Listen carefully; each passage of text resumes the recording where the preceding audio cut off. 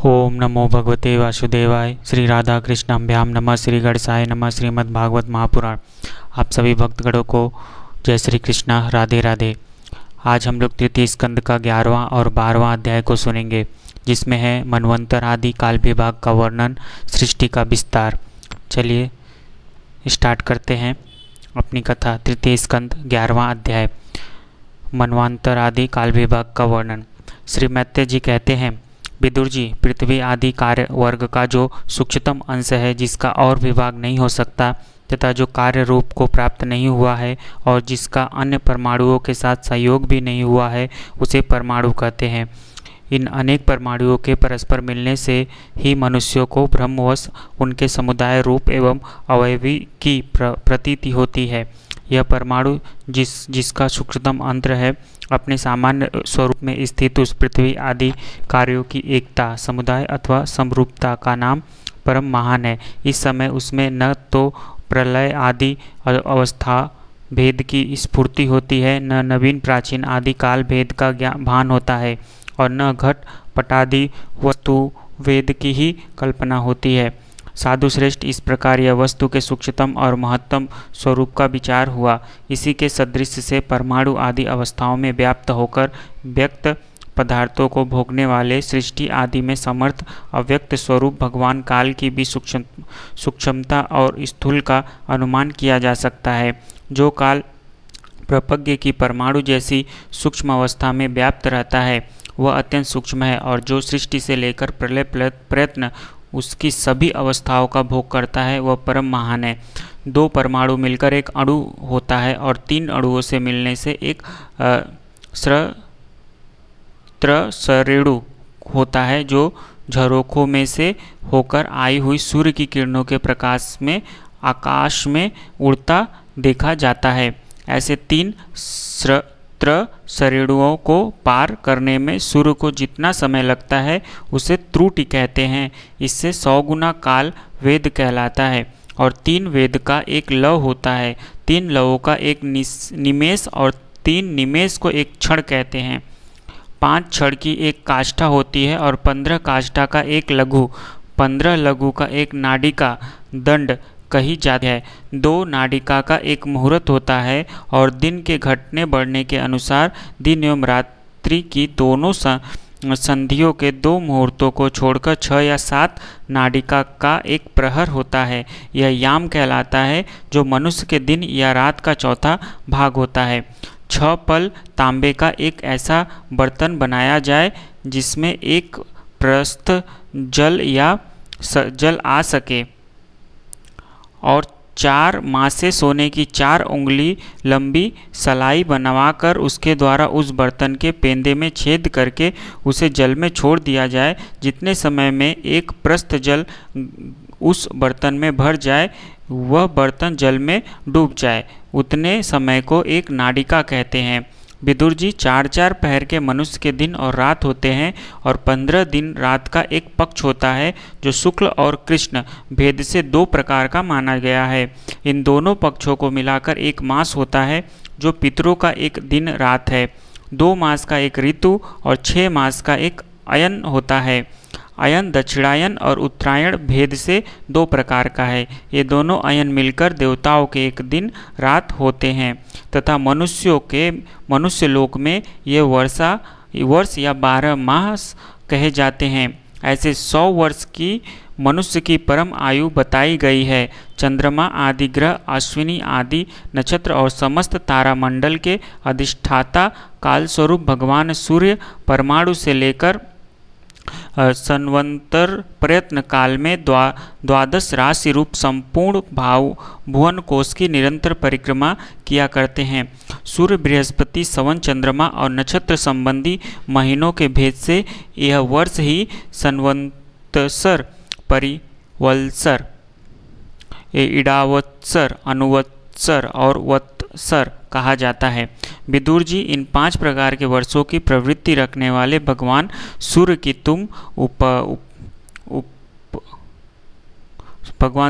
तुम उपराह आदि समर्पित करके पूजा करो। ये सूर्यदेव पंचभूतों में से तेज स्वरूप है और अपनी काल शक्ति से बीजादि पदार्थों की अंकुर उत्पन्न करने की शक्ति को अनेक प्रकार से कार्योन्मुख करते हैं। ये पुरुषों की मोह निवृत्ति के लिए उनकी आयु का क्षय करते हुए आकाश में विचरते रहते हैं तथा ये ही सकाल पुरुषों को यज्ञादि कर्मों से प्राप्त होने वाले स्वर्गादि मंगलमय फलों का विस्तार करते हैं। विदुर जी ने कहा, मुनिवर, आपने देवता, पितर और मनुष्यों की परमायु का वर्णन तो किया, अब जो सनकादि आदि मुनिजन त्रिलोक से बाहर कल्प से भी अधिक काल तक रहने वाले हैं, उनकी भी आयु का वर्णन कीजिए। आप भगवान काल की गति भली भांति जानते हैं, क्योंकि ज्ञानी लोग अपने योग सिद्ध दिव्य दृष्टि से सारे संसार को देख लेते हैं। मैत्रेय जी ने कहा, विदुर जी, सत्ययुग, त्रेता, द्वापर और कली, ये 4 युग अपनी संध्या और संध्या शोके सहित देवताओं के 12 सहस्त्र वर्ष तक रहते हैं, ऐसा बतलाया गया है। इन सत्यादि चारों युगों में क्रमशः 4, 3, 2 और 1 सहस्त्र दिव्य वर्ष होते हैं और प्रत्येक में जितने सहस्त्र वर्ष होते हैं उससे दोगुने 100 वर्ष उनकी संध्या और संध्याओं में होते हैं। युग की आदि में संध्या होती है और अंत में संध्यांश। इनकी वर्ष गणना सैकड़ों की संख्या में बतलाई गई है। इनके बीच का जो काल होता है उसी को कालवेत्ताओं ने युग कहा है। प्रत्येक युग में एक एक विशेष धर्म का विधान पाया जाता है। सत्ययुग के मनुष्यों में धर्म अपने चारों चरणों से रहता है। फिर अन्य युगों में अधर्म की वृद्धि होने से उसका एक एक चरण क्षीण होता जाता है। प्यारे विदुर जी, त्रिलोकी से बाहर महलोक से ब्रह्मलोक प्रयत्न यहाँ की 1 सहस्त्र चतुर्युगी का एक दिन होता है और इतनी ही बड़ी रात्रि होती है जिसमें जगतकर्ता ब्रह्मा जी शयन करते हैं। उस रात्रि का अंत होने पर इस लोक का कल्प आरंभ होता है। उसका क्रम जब तक ब्रह्मा जी का दिन रहता है तब तक चलता रहता है। उस एक कल्प में 14 मनु हो जाते हैं। प्रत्येक मनु 71 चतुर्युगी से कुछ अधिक काल तक अपना अधिकार भोगता है। 71 सही 6/14 चतुर्युगी। प्रत्येक मवंतर में भिन्न भिन्न मनु वंशी राजा लोग, सप्तर्षि, देवगण, इंद्र और उनके अनुयायी आदि गंधर्व आदि साथ साथ ही अपना अधिकार भोगते हैं। यह ब्रह्मा जी की प्रतिदिन की सृष्टि है जिसमें तीनों लोकों की रचना होती है। उसमें अपने अपने कर्मानुसार पशु, पक्षी, मनुष्य, पितर और देवताओं की उत्पत्ति होती है। इन मवंतरों में भगवान सत्व गुण का आश्रय ले अपनी मनु आदि मूर्तियों के द्वारा पौरुष प्रकट करते हुए इस विश्व का पालन करते हैं। कालक्रम से जब ब्रह्मा जी का दिन बीत जाता है तब ये तमोगुण के संपर्क को स्वीकार कर अपने सृष्टि रचना रूप पौरुष को स्थगित करके निश्चेष्ट भाव से स्थित हो जाते हैं। उस समय सारा विश्व उन्हीं में लीन हो जाता है। जब सूर्य, चंद्रमा आदि से रहित वह प्रलय रात्रि आती है तब वे भू भुव स्वः तीनों लोक उन्हीं ब्रह्मा जी के शरीर में छिप जाते हैं। उस अवसर पर तीनों लोक शेष जी के मुख से निकलती हुई अग्नि रूप भगवान की शक्ति से जलने लगते हैं। इसलिए उसके ताप से व्याकुल होकर भृगु आदि मुनीश्वरगण महलोक से जनलोक को चले जाते हैं। इतने में ही 7 समुद्र प्रलय काल के प्रचंड पवन से उमड़कर अपनी उछलती हुई उत्ताल तरंगों में त्रिलोकी को डुबो देते हैं। तब उस जल के भीतर भगवान शेषशायी योग निद्रा से नेत्र मूंदकर शयन करते हैं। उस समय जनलोक निवासी मुनिगण उनकी स्तुति किया करते हैं। इस प्रकार काल की गति से एक एक सहस्त्र चतुर्युग के रूप में प्रतीत होने वाले दिन रात के हेर फेर से ब्रह्मा जी 100 वर्ष की परमायु भी बीती हुई सी दिखाई देती है। ब्रह्मा जी आयु के आधे भाग को परार्ध कहते हैं। अब तक पहला परार्ध तो बीत चुका है, दूसरा चल रहा है। पूर्व परार्ध के आरंभ में ब्रह्मा नामक महान कल्प हुआ था। उसी में ब्रह्मा जी की उत्पत्ति हुई थी। पंडित जन इसे शब्द ब्रह्मा कहते हैं। उसी परार्ध के अंत में जो कल्प हुआ था उसे पद्म कल्प कहते हैं। इसी में भगवान के नाभि सरोवर से सर्वलोक में कमल प्रकट हुआ था। विदुर जी, इस समय जो कल्प चल रहा है वह दूसरे परार्ध का आरंभ बतलाया जाता है। यह वाराह कल्प नाम से विख्यात है। इसमें भगवान ने सुकर रूप धारण किया था। यह दो परार्ध का काल अव्यक्त, अनंत, अनादि, विश्वात्मा और श्रीहरि का एक निमेष माना जाता है। यह परमाणु से लेकर द्विपरार्ध्य प्रयत्न फैला हुआ काल सर्वसमर्थ होने पर भी सर्वात्मा श्रीहरि पर किसी प्रकार की प्रभुता नहीं रखता। यह दो देहादि में अभिमान रखने वाले जीवों का ही शासन करने में समर्थ है। प्रकृति, महत्व, अहंकार और पंच तन्मात्र, इन 8 प्रकृतियों के सहित 10 इंद्रियां, मन और पंचभूत, इन 16 विकारों से मिलकर बना हुआ यह ब्रह्मांड कोश भीतर से 50 करोड़ योजन विस्तार वाला है और तथा इसके बाहर चारों ओर उत्तरोत्तर 10-10 गुने 7 आवरण है। उन सबके सहित यह जिसमें परमाणु के समान पड़ा हुआ दिखता है, जिसमें ऐसे करोड़ों ब्रह्मांड राशियां हैं, वह इन प्रधानादि समस्त कारणों का कारण अक्षर ब्रह्मा कहलाता है और यही पुराण पुरुष परमात्मा श्री विष्णु भगवान का श्रेष्ठ धाम स्वरूप है। प्रेम से बोलो राधे राधे। यहाँ पे हमारा तृतीय स्कंद का 11वां अध्याय समाप्त होता है और अब हम लोग 12वां अध्याय सृष्टि का विस्तार को सुनेंगे। चलिए स्टार्ट करते हैं। 12वां अध्याय सृष्टि का विस्तार। श्री मैत्रेय जी ने कहा, विदुर जी, यहाँ तक मैंने आपको भगवान की काल रूप महिमा सुनाई।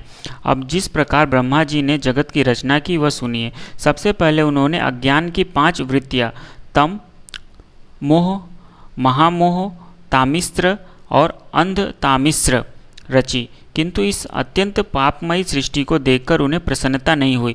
तब उन्होंने अपने मन को भगवान के ध्यान से पवित्र कर उससे दूसरी सृष्टि रची। इस बार ब्रह्मा जी सनक, सनंदन, सनातन, संत कुमार, ये 4 निवृत्तिपरायण उद्धृता मुनि उत्पन्न किए। अपने इन पुत्रों से ब्रह्मा जी ने कहा, पुत्रों, तुम लोग सृष्टि उत्पन्न करो। किंतु वे जन्म से ही मोक्ष मार्ग का अनुसरण करने वाले और भगवान के ध्यान में तत्पर थे, इसलिए उन्होंने ऐसा करना नहीं चाहा।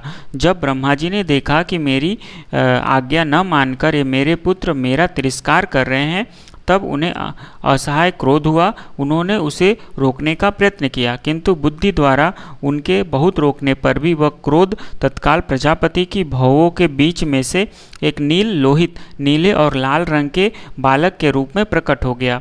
वे देवताओं के पूर्वज भगवान भव रुद्र रो रोकर कहने लगे, जगत पिता विधाता, मेरे नाम और रहने के स्थान बतलाइए। तब कमल योनि भगवान ब्रह्मा ने उस बालक की प्रार्थना पूर्ण करने के लिए मधुर वाणी में कहा, रो मत, मैं अभी तुम्हारी इच्छा पूरी करता हूँ। देवश्रेष्ठ, तुम जन्म लेते ही बालक के समान फूट फूट कर रोने लगे, इसलिए प्रजा तुम्हें रुद्र नाम से पुकारेगी। तुम्हारे रहने के लिए मैंने पहले से ही हृदय, इंद्रिया, प्राण, आकाश, वायु, अग्नि, जल, पृथ्वी, सूर्य, चंद्रमा और तप ये स्थान रच दिए हैं। तुम्हारा नाम मन्यु, मनु, महीनस, महान, शिव, रीत ध्वज, उग्र, रेता, भव, काल, वामदेव और धृतवंत होंगे तथा घी, वृत्ति, उष्णा, उमा, नियुक्त, सर्पी, इला, अंबिका, इरावती, सुधा और दीक्षा, 11 रुद्रनियाँ तुम्हारी पत्नियां होंगी। तुम उपयुक्त नाम, स्थान और स्त्रियों को स्वीकार करो और उनके द्वारा बहुत सी प्रजा उत्पन्न करो, क्योंकि तुम प्रजापति हो। लोकपिता ब्रह्मा जी से ऐसी आज्ञा पाकर भगवान नील लोहित बल, आकार और स्वभाव में अपने ही जैसी प्रजा उत्पन्न करने लगे। भगवान रुद्र के द्वारा उत्पन्न हुए इन रुद्रों को असंख्य युद्ध बनाकर सारे संसार को भक्षण करते देख ब्रह्मा जी को बड़ी शंका हुई। तब उन्होंने रुद्र से कहा, सूर्यश्रेष्ठ, तुम्हारी प्रजा तो अपनी भयंकर दृष्टि से मुझे और सारी दिशाओं को भस्म किए डालती है, अतः ऐसी सृष्टि और न रचो। तुम्हारा कल्याण हो। अब तुम समस्त प्राणियों को सुख देने के लिए तप करो, फिर उस तप के प्रभाव से ही तुम पूर्ववत इस संसार की रचना करना। पुरुष तप के द्वारा ही इंद्रियातीत सर्वंतयामी ज्योतिष स्वरूप श्री हरि को सुगमता से प्राप्त कर सकता है। श्री मैत्रेय जी कहते हैं, जब ब्रह्मा जी ऐसी आज्ञा दी। तब रुद्र ने बहुत अच्छा कहकर उसे शिरोधार्य किया और फिर उनकी अनुमति लेकर तथा उनकी परिक्रमा करके वे तपस्या करने के लिए वन को चले गए। इसके पश्चात जब भगवान की शक्ति से उत्पन्न ब्रह्मा जी ने सृष्टि के लिए संकल्प किया, तब उनके 10 पुत्र और उत्पन्न हुए। उनसे लोक की बहुत वृद्धि हुई। उनके नाम मरीचि, अत्रि, अंगिरा, पुलत्स्यु, पुलत्स्य, पुलह, क्रंतु, भृगु, वशिष्ठ, दक्ष और 10वें नारद थे। इनमें नारद जी प्रजापति ब्रह्मा जी गोद से, दक्ष अंगूठे से, वशिष्ठ प्राण से, भृगु त्वचा से, क्रंतु हाथ से, पुलह नाभि से, पुलस्य ऋषि कानों से, अंगिरा मुख से, यत्री नेत्रों से और मरीचि मन से उत्पन्न हुआ। फिर उनके दाएं स्तन से धर्म उत्पन्न हुआ, जिनकी पत्नी मूर्ति से स्वयं नारायण अवतीर्ण हुए एवं उनकी पीठ से अधर्म का जन्म हुआ और उससे संसार को भयभीत करने वाला मृत्यु उत्पन्न हुआ। इसी प्रकार ब्रह्मा जी के हृदय से काम, भौवे से क्रोध, नीचे के होठ से लोभ, मुख से वाणी की अधिष्ठात्री देवी सरस्वती, लिंग से समुद्र, गुदा से पाप का निवास स्थान, राक्षसों का अधिपति निरीति, छाया से देवहूति के पति भगवान करदम जी उत्पन्न हुए। इस तरह यह सारा जगत जगतकर्ता ब्रह्मा जी के शरीर और मन से उत्पन्न हुआ। विदुर जी भगवान ब्रह्मा की कन्या सरस्वती बड़ी ही सुकुमारी और मनोहर थी। हमने सुना है एक बार उसे देखकर ब्रह्मा जी काम मोहित हो गए थे। यद्यपि वह स्वयं वासनाहीन थे, उन्हें ऐसा अधर्ममय संकल्प करते देख उनके पुत्र मरीचि आदि ऋषियों ने उन्हें विश्वासपूर्वक समझाया, पिताजी आप समर्थ हैं, फिर भी अपने मन में उत्पन्न हुए काम के वेग को न रोककर पुत्री गमन जैसा दुस्तर पाप करने का संकल्प कर रहे हैं। ऐसा तो आपसे पूर्ववर्ती किसी भी ब्रह्मा ने नहीं किया और न आगे ही कोई करेगा। जगत गुरु आप जैसे तेजस्वी पुरुषों को भी ऐसा काम शोभा नहीं देता, क्योंकि आप लोगों के आचरणों का अनुसरण करने से ही तो संसार का कल्याण होता है। जिन श्री भगवान ने अपने स्वरूप में स्थित इस जगत को अपने ही तेज से प्रकट किया है, उन्हें नमस्कार है। इस समय वे ही धर्म की रक्षा कर सकते हैं। अपने पुत्र मरीचि आदि प्रजापतियों को अपने सामने इस प्रकार कहते देख प्रजापतियों के पति ब्रह्मा जी बड़े लज्जित हुए और उन्होंने उस शरीर को उसी समय छोड़ दिया। तब उस घोर शरीर को दिशाओं ने ले लिया। वही कोहरा हुआ जिसे अंधकार भी कहते हैं। एक बार ब्रह्मा जी यह सोच रहे थे कि मैं पहले की तरह सुव्यवस्थित रूप से अब लोकों की रचना किस प्रकार करूं। इसी समय उनके 4 मुखों से 4 वेद प्रकट हुए। इसके सिवा उपवेद, न्यायशास्त्र, होता, उद्गाता, अधर्यु और ब्रह्मा, इन 4 ऋत्विजों के कर्म यज्ञों का विस्तार, धर्म के 4 चरण और चारों आश्रम तथा उनकी वृत्तियाँ, ये सब भी श्री ब्रह्मा जी के मुखों से ही उत्पन्न हुई। विदुर जी ने पूछा, तपोधन विश्व रचयिताओं के स्वामी श्री ब्रह्मा जी ने जब अपने मुखों से इन वेदादि को रचा, तो उन्होंने अपने किस मुख से कौन वस्तु उत्पन्न की, यह आप कृपया करके मुझे बतलाइए। श्री मैत्रेय जी ने कहा कि विदुर जी ब्रह्मा ने अपने पूर्व, दक्षिण, पश्चिम और उत्तर के मुख से क्रमशः ऋक, यजु, साम और यथर्वेद को रचा तथा इसी काल क्रम से शस्त्र, होता का कर्म, इज्जा, स्तुति, स्तोम और प्रायश्चित, इन चारों की रचना की। इस प्रकार आयुर्वेद, धनुर्वेद, गंधर्व वेद और स्थापत्य वेद, इन 4 उपवेदों को भी क्रमशः उन पूर्वादि मुखों से ही उत्पन्न किया। फिर सर्वदर्शी भगवान ब्रह्मा ने अपने 4 मुखों से इतिहास, पुराण रूप 5वां वेद बनाया। इसी क्रम से पोडसी और उक्त चयन और अग्निष्ठोम, आप्तोर्म्याम और अतिरात्र तथा वाजपेय और गोसव, ये दो याग भी उनके पूर्वादि मुखों से ही उत्पन्न हुए। विद्या, दान, तप और सत्य, ये धर्म के 4 पाद और वृत्तियों के सहित 4 आश्रम भी इसी क्रम से प्रकट हुए। सावित्र, प्रजापत्य, ब्रह्मा और बृहत, ये 4 वृत्तियाँ ब्रह्मचर्य की तथा वार्ता, संज्ञ, शालीन और शिलोज्य ये 4 वृत्तियाँ गृहस्थ की है। इसी प्रकार वृत्ति भेद से वैखानस, वालखिल्य और दुम्बर और फेनप ये 4 भेद वानप्रस्थों के तथा कुटीचक, बहुदक, हंस और निष्क्रिय ये 4 भेद सन्यासियों के हैं। इसी क्रम से आन्वीक्षिकी, त्रयी, वार्ता और दंडनीति ये 4 विधाएं तथा 4 व्याहतियाँ भी ब्रह्मा जी के 4 मुखों से उत्पन्न हुई तथा उनके हृदय आकाश से ओमकार उत्पन्न हुआ। उनके रोमों से उड़िक, त्वचा से गायत्री, मान से त्रिष्टुप, स्त्रायु से अनुष्ठम, अस्थियों से जगति, मज्जा से पंक्ति और प्राणों से बृहंती छंद उत्पन्न हुआ। ऐसे ही उनका जीव स्पर्श वर्ण और देह स्वर वर्ण कहलाया। इनकी इंद्रियों को उष्म वर्ण श, स, श, ह और बाल को अंतःस्त्व य, र, ल, व कहते हैं तथा उनकी क्रीड़ा से निषाद, ऋषभ, गांधार, षटज, मध्यम, धैवत और पंचम ये 7 स्वर है। ये 7 ब्रह्मा जी शब्द ब्रह्मा स्वरूप है। वे बैखरी रूप से व्यक्त और ओमकार से अव्यक्त है तथा उनमें परे जो सर्वत्र परिपूर्ण ब्रह्मा है वही अनेकों प्रकार की शक्तियों से विकसित होकर इंद्रादि रूपों में भास रहा है। विदुर जी ब्रह्मा जी पहला कामासक्त शरीर जिससे कुहरा बना था छोड़ने के बाद दूसरा शरीर धारण करके विश्व विस्तार का विचार किया। वे देख चुके थे कि मरीचि आदि महान शक्तिशाली ऋषियों से ये भी सृष्टि का विस्तार अधिक नहीं हुआ। अतः वे मन ही मन पुनः चिंता करने लगे, अहो बड़ा आश्चर्य है, मेरे निरंतर प्रयत्न करने पर भी प्रजा की वृद्धि नहीं हो रही। मालूम होता है इसमें देव ही कुछ विघ्न डाल रहा है। जिस समय यथोचित क्रिया करने वाले ब्रह्मा जी इस प्रकार देव के विषय में विचार कर रहे थे उसी समय अकस्मात उनके शरीर के 2 भाग हो गए।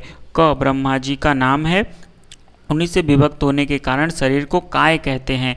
उन दोनों विभागों से एक स्त्री पुरुष का जोड़ा प्रकट हुआ।